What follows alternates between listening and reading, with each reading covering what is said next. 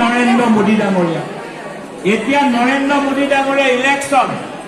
অহা ২৬ তাৰিখে নৰেন্দ্ৰ মোদী ডাঙৰীয়া ইলেকশ্যন এইবাৰ আপোনালোক এইবাৰ কল্যাণৰ লোকসভা সমষ্টিত নহয়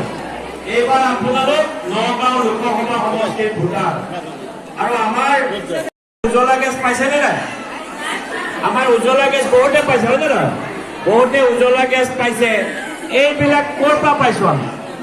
এই আঁচনিবিলাক দিয়া মানুহ হ'ল এজন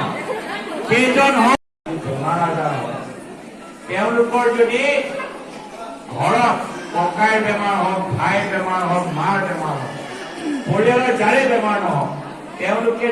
অৰুণোদয় পালে ১৪০০ টকা কৰে তেতিয়াহ'লে সেই পৰিয়ালটোৱে চিকিৎসাৰ কাৰণে